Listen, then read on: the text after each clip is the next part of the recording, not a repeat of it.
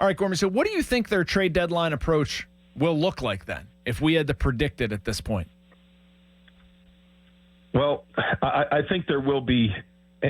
For one, I think the Pirates are going to wait until right up against the deadline. Because they wait up against the deadline for every single thing ever? No. Yeah, exactly. That's been their MO. I think we're going to see kind of a flurry of deals, and I don't think they're all going to be on deadline day. I think you're going to see, I think you're going to see some of these guys that are on the one-year deals. They're going to get traded off right up to the deadline, and I would imagine the most attractive commodities are going to be kind of Falefa to a contender that wants to have a utility guy. He's not necessarily going to go somewhere and be their starting shortstop, but he can play shortstop, second, third, and even the outfield. You're going to have Heaney because people are going to want starting pitching. I look at him a bit like Martin Perez, that he's going somewhere as a back of the rotation guy who can also slide into the bullpen if they make a playoff run. Sure. And he has experience doing that for the Rangers when they won the World Series.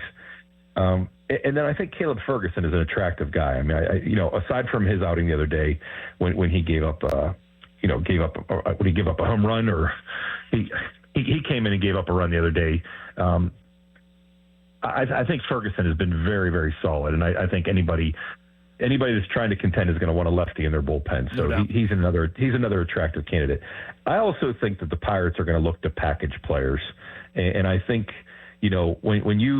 if you are going to flirt with the idea, and everybody's reporting that that Keller is out there, that he's up for grabs if somebody wants to come get him.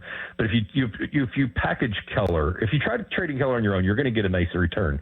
But if you package Keller with, say, a Dennis Santana or a Key Brian Hayes or David Bednar, that package, your return package, becomes a much more attractive.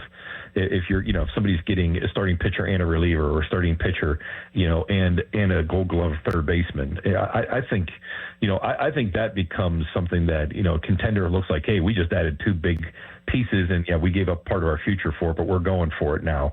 I think that's the trade-off. And you should be looking at teams, if you're Ben Cherington, that have some top prospects on the cusp of making it to the majors. That's what the Baltimore Orioles did last year when they traded some of their top prospects to the Marlins.